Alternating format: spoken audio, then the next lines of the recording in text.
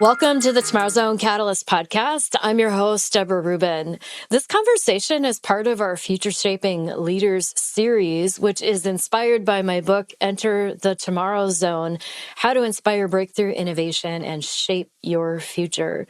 In this series, we are exploring how senior leaders are thinking and leading while responsible for shaping the future inside of complex organizations and markets. So let's get to it. Today's conversation features Dominic Janney. Dominic is the president of Cannon Financial Services, bringing over 30 years of experience leading organizations through growth, transformation, and complex industry shifts. Throughout his career, he has guided both startups and established enterprises across digital transformation, acquisitions, and evolving market demands. He also serves on the board of directors for the Equipment Leasing and Finance Association and plays an active role in shaping policy and advancing the future of the financial services industry. He's known for commitment to leadership, culture, and community impact, and brings a very unique perspective grounded in real-world execution and forward-looking strategy. Dominic, welcome to the show. I am glad to be here, and if you could follow me around and do that at every single event, I would greatly appreciate it. That'd be really funny. Maybe we could create like a little Deb bot to just kind That's of, right. And I had to tell you before we begin, for anyone who's listening, you will probably see a quote of mine for the book. Not only did I read and put a quote out there, but I believe at this point we are up to, I think we have purchased at least 30 books or more for our organization. And it's one of the things that I have given out to our leadership team that I've gotten the most positive commentary on. Typically, when you have people read something, they kind of roll their eyes on, oh gosh, what is this all about? But I think from the leaders that we gave it to, what I have found that has come back, that has resonated with me, is that there's very practical application to the stuff that's in your book that we are actually using internal. So really, congratulations, and it's a great success for sure. Oh, thank you so much. And I'm so glad that you're finding things that you're able to apply immediately. That just blesses my heart, Dominic. Appreciate that. So we're going to get into your story and find out a little bit of what you're doing to shape the future at Cannon Financial Services. But before we zoom in on that, I want to just zoom out a little bit. Can you just share a 30,000-foot overview of the work that you're leading and the strategic focus behind it? So, as you touched on earlier, I've been in this industry for a very long period of time. But I've been blessed. I started working at Cannon 17 and a half years ago. And I took that leap because it was something in the leasing industry that I had not been involved with, which is first being a captive, and second, the first charter I had when I got here was bringing on the GSA contract as well as the state and local government contracts. And I had never done that before. So as you know, Cannon Financial Services is a wholly owned subsidiary of Cannon USA. And, we provide financing solutions for businesses, local governments, the federal government. And all we're trying to do is leverage the technological capabilities of Cannon, advance industry, and, boost customer interaction along the way. Just having come back from an ELFA event, it's amazing to me that the equipment finance industry touches virtually every single sector of our economy and plays a vital role in cultivating strong, customer-focused initiatives. And I do that through a team that can strategically and creatively adapt to whatever changing landscape that we have. And currently, as we all can attest, the landscape has changed, especially over the last year. I work for a manufacturer, so the tariffs, rate volatility, geopolitical uncertainty, just to name a couple of these, and they're really shaping and reshaping everything that we touch, our asset costs and customer demand. So, we've had to pivot and look at strategy and how that has shifted to look at portfolio diversity along the way. How do we price? How can we be more agile with our pricing ability? And, I think in this point in time, strengthening customer relationships while keeping our employees and those clients, really at the center of every decision that we made along the way. So, currently I'm leading a transformation focused on resilience. I think if I could talk on one thing, it'd be resilience.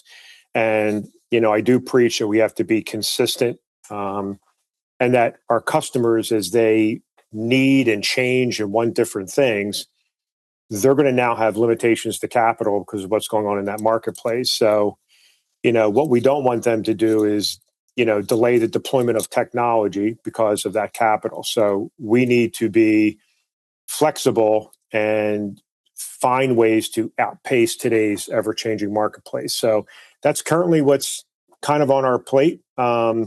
It's very complex, but I think, if you take it in more palatable pieces, you can find a path to success for sure.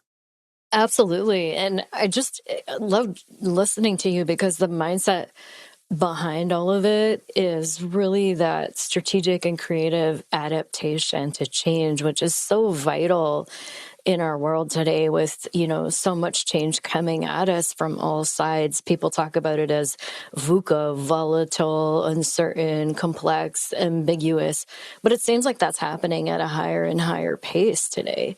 You've really demonstrated a commitment to being agile in really all areas of your company. But the other thing that really strikes me, Dominic, is just how human-centered it is, where you're always thinking about your employees and your partners and your customers. And I think that big picture view of not only the systems and the ecosystem in which you're operating, but also the human system is so important to get a true picture of what's going on, but also where you need to go next.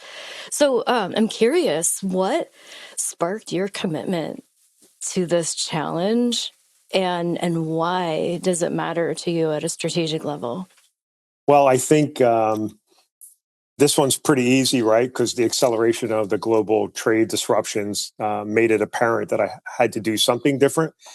And the traditional financing methods, at least for what we were dealing with as a captive, were just too static. There wasn't any real need or necessity for a person to move forward with the purchase based on all the uncertainty. So, we immediately started to think outside the box, meeting with my team, and we had to continue top line revenue growth, but we started by introducing products and programs aimed specifically at placing more Canon equipment into the marketplace during this unsettling time. So when you're adapting new products, what we're trying to do is say, if I put something out there, how does that protect long-term profitability while preserving trust with our customers and telling them we're helping them, we're here to navigate these uncertain times for them. And what we're finding is, and we talked about this last week, I don't know when this is going to air, but we just came to Capital Connections and where we were on Capitol Hill. And I think the one thing that resonated the most is, during difficult economic changes and capital limitations, it's really where the equipment leasing industry excels. So, it does make equipment leasing more palatable for folks that maybe before were just paying cash for items. So, and looking at what the ELFA tells us, the U.S. companies are borrowing more, than they did this time last year. New business volume reached $11 billion. It's up 20%.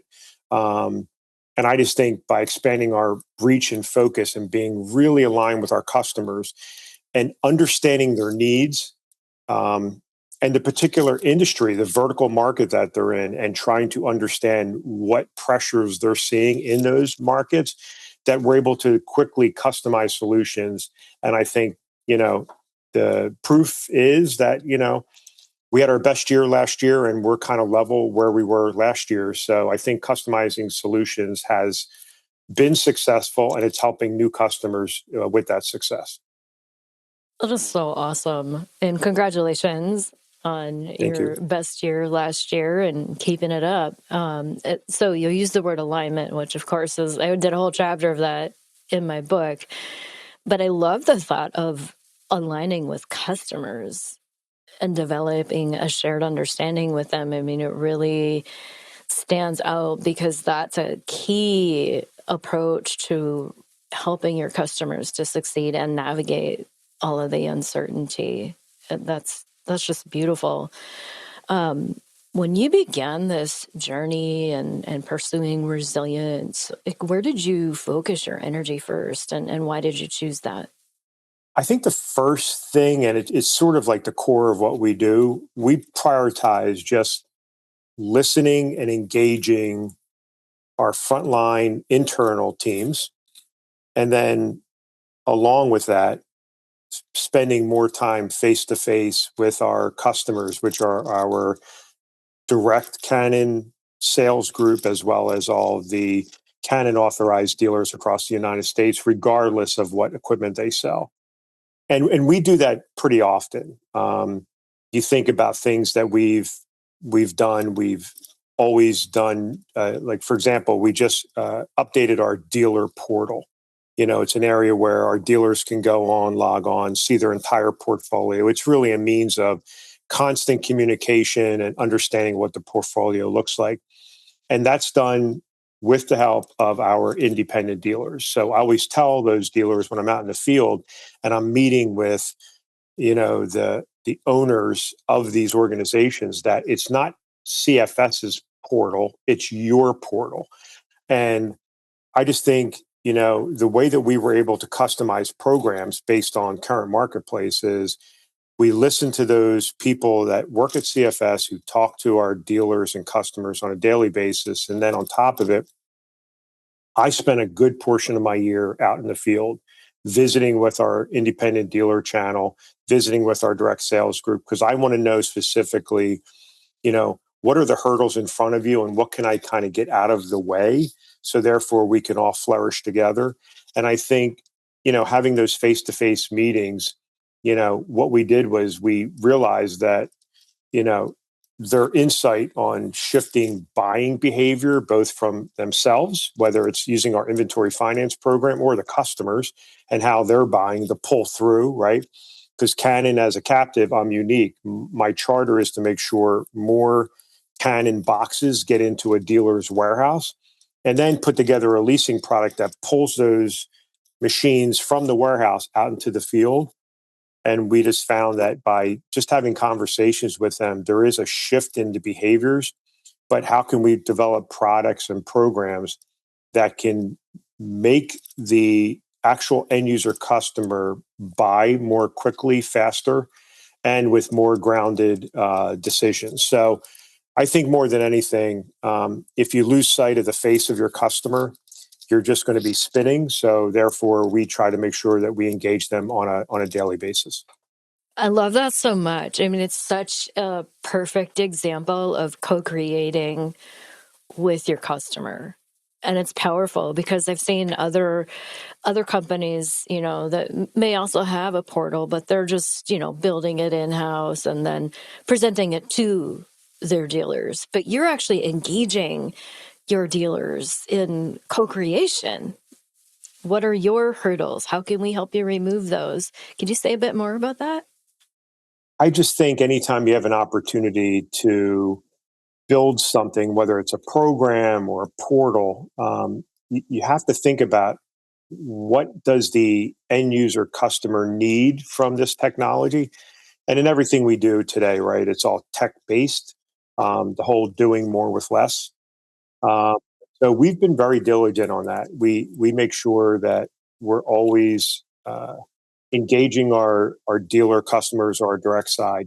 How are we doing? What product or program can we offer to help you move more product? Because at the end of the day, my charter is pretty simple. Increase Canon's footprint within the United States. So, how can we do that through a subsidized program? And what units should we target? And what markets should we target? I think one of the things you said just really resonated.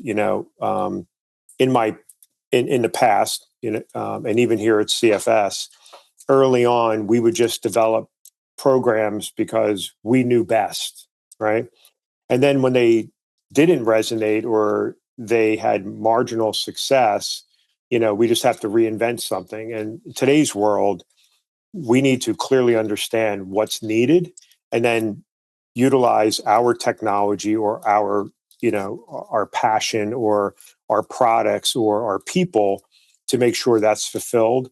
And the dealer portal is just one of a small example, but it is one that when you go to an event and people talk about, hey, I really enjoy your fill in the blank, we'll use this one as the portal, being able to then say, well, I appreciate the feedback you're giving me, but please understand the only thing we did was put the resources to build it. Here's the names of 6 dealers who spent time with us to develop this for us and for you. Make sure you reach out to them and tell them thank you as well. And I think once they understand that that really is their product, it's just easier next time if I reach out and ask them if they want to be part of something like that. They obviously would like to help. So, we always tell you if you're part of the Canon family, we're your leasing source. We are a part of Canon, like Canon USA puts equipment into your warehouses. So you should want us to be better at all times. So please provide that feedback for us because that's really what we want to do. That is such a virtuous loop that you're creating too, because, it's not just, hey, here's our thing, you need to comply and use it, but like you're engaging the end users in co creating, and that creates actually shared ownership and shared vision as you're continuously working on that shared understanding. That's really, I think today it's so important. Things are moving so fast and conditions are changing all the time. So if we're not continually checking in and updating our understanding of each other and our needs, then how can we succeed together? Correct. Another thing I'm curious about, you definitely have some very strong mindsets in place that are helping you to create these conditions to succeed in these initiatives as you're developing and enabling your customers with these great tools and programs. But what assumptions about growth or technology or competition or even leadership might you have had to rethink a little bit along the way in this journey? Well, one that comes to mind is I just had always thought that if I could just scale this out, it's going to drive an advantage to me or to our organization. And I just found in today's market with what's going on in the world that agility aligned with empathy to the customer matters more than any size advantage or scale. So I think everyone's in the same boat. We need to do more with less. Everybody, it's the standard, you know, conversation that all leaders are having, and we're having the same one today. I'm pretty fixed on the amount of FTEs I have, so we're a static organization from that. So the only way that we can do more with less is we have to really leverage the systems that we have and any kind of process improvements along the way. Everybody talks about AI and what it's going to do or not do, but we've been using AI for many years here. So although it's the buzzword of the day, we've been driving it, using it to drive efficiencies for a very, very long period of time. So it's helped in so many areas. Our ability to research and project items, interactions with our customers. How can we, work more closely with our customers and our clients? Because at the end of the day, I think like any organization, our customer success is our success, and we're in a industry where upgrading your customer over a long period of time is how success is measured. So the technological innovations helped us to more effectively customize that approach and to work, in alignment with our clients, which I talked about before. So it's not, I don't want to know if it's necessarily an assumption I had to rethink. Um, I think with all the talk on technological advancements, the most important innovation, and I talk about this closely with Amy Pagano, the head of our HR department, is that, you know, we need to cultivate the strongest and most motivated workforce, because it's really the people who make this excel, people who are in the trenches that are working with our customers day in and day out. They're coming to us with solutions that can lead to future success with our customers. So, there's an alignment here. It's sort of like a parallel approach. The more you grow your technology, the more we have to invest in the human element of our business. We had an AI expert come in and talk to everyone in the entire organization on AI, because the rumblings throughout every organization is, oh my God, AI is going to take my job from me. And we wanted them to know is we're at a static headcount number. I can't afford any of you to go. So it's not as if AI is going to take your job. I wanted to take the work that's mundane so you can work on things that are more palatable to you, that move the company forward.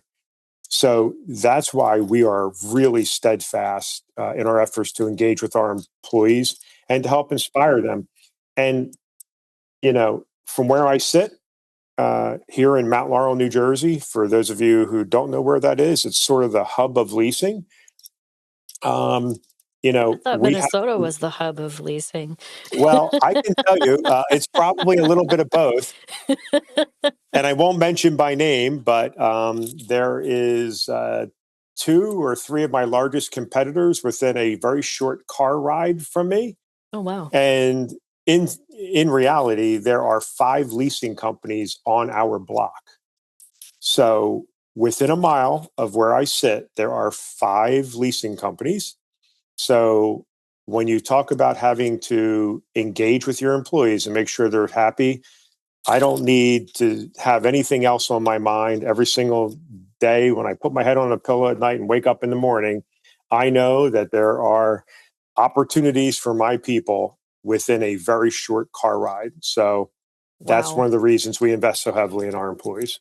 So I'm curious about that experience. If I could just double click on that a little bit. Sure. You brought somebody in to chat with each of your folks about AI to help ensure, this isn't about taking your job, but how was that received by your team? I guess you'll have to ask the head of IT, because what we ask the employees to do is go back and say, hey, if there's any repetitive, manual, mundane task that you have that you think could be solved by using either a system enhancement or utilizing AI, so you could do more meaningful work, why don't you give us a list? And I can tell you, be careful what you ask for, because that list grows every single day. But the reward is when you're able to find ways to remove those mundane manual tasks, and then through Amy Pagano and her team on our communication side, then tell everyone in the organization, this is one of the ideas that came up with our AI training. So keep them coming. Now everyone is engaged. So I think the proof is in employee satisfaction for sure, and finding ways for us to become a lot more efficient. Well, and the other thing you're doing here that is so vital to getting a team engaged and shaping the future with you is you're showing progress. A lot of times progress is opaque when we're adopting new technologies and not everybody sees their role in it or that we're actually making progress along the way. But that feedback loop is really, really important. And I can imagine it's getting people excited about what might be next. It sounds like you've got momentum. And as you continue to move forward, what changed along the way in terms of how you made decisions or allocated resources or involved stakeholders in what you were doing? I like to talk about this post COVID, because I found during COVID times, decision making became more decentralized, right? You weren't there wasn't an avenue for real collaboration.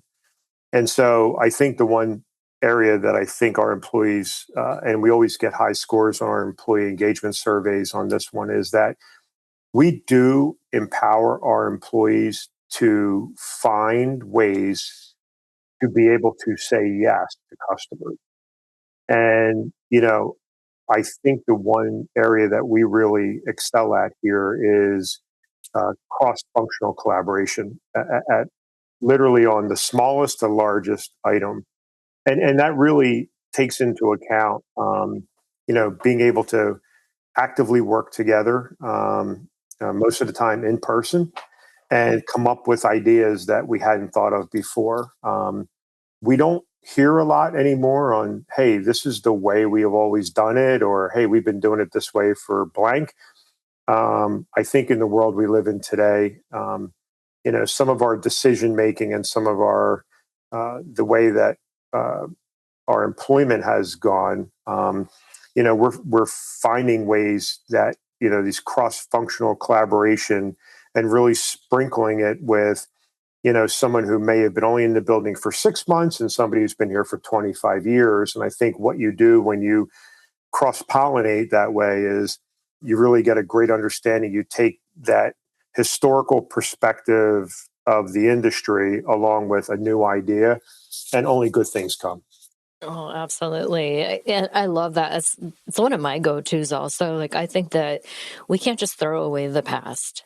But we also don't want to be stuck in the yesterday zone thinking that we have to do the things the way that they've always been done. And I think there's something really beautiful that happens when we intentionally honor the past and the experience and embrace fresh new thinking, especially from new minds that might not have the same experience. That thought diversity really can come together and connect the dots in new ways to create really fresh and forward thinking ideas. Agreed. Well, speaking of shaping the future, as you're looking ahead, Dominic, what feels most critical to get right next so that you can maintain long term relevance in this wildly changing world? I think for me personally is that we can't lose sight of how important human connection is. Um, you know, in an age where whether it's Google Meet or Teams call or Zoom, um, I just think that human connection is completely necessary today, and that the way that we talk about it internally is that we have to maintain relevance, right? With coming out with innovation, and that's on the Canon USA side with new machinery, and the leasing side, new products and programs into the marketplace. But don't lose sight of the human connection.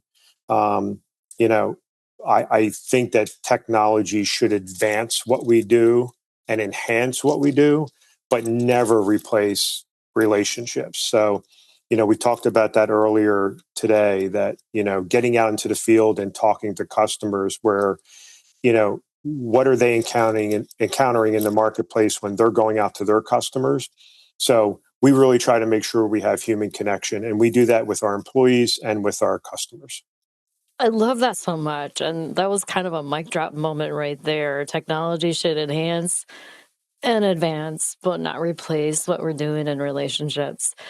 I can't believe how fast our conversation has gone, but we're already to the lightning round. So I've prepared a few quick questions for you, and we're just looking for some short responses. This can be kind of fun. So this is Um, like watching a TV show, because once yeah, they get into the lightning round, this is like where the wheels of the bus fall off for yeah, people. yeah. So I'm gonna listen intently to make All right. sure that that doesn't happen here. Well, let's see what happens here. So, okay, well, the first one is a fill in the blank. So, long term relevance requires blank. Adaptability and purpose. Ooh, yeah. Okay, in one word, what word best describes what this work has demanded of you personally? To be resilient. Mm-hmm. What's a signal or a shift that you believe leaders might be underestimating right now? the speed in which our customers' expectations about us and our products are evolving, for sure. Oh my gosh, that is so good. I hope everybody's listening and writing that one down right now. Final one. Looking back, what do you wish someone would have told you before you started this work?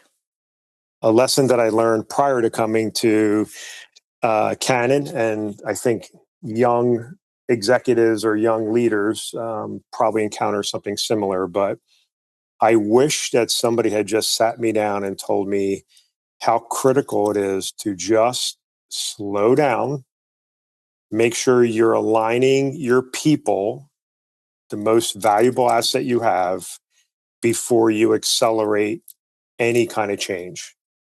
If somebody would have told me that, they just would have made my life so much easier. Singing my tune, man. We're going to wrap with that. Thank you so much for joining me today, Dominic. Of This has course. been awesome. It's been great. Really great. Thank you. And to our listeners, if you're serious about shaping the future inside your organization, I encourage you to start with the book, Enter the Tomorrow Zone. If it sparks some ideas or reveals some gaps worth exploring, reach out to us at tomorrowzone.io. We welcome the conversation. Thank you so much for listening. Like, subscribe, share if you find value here. And as always, I encourage you to stay curious and choose to make awesome happen.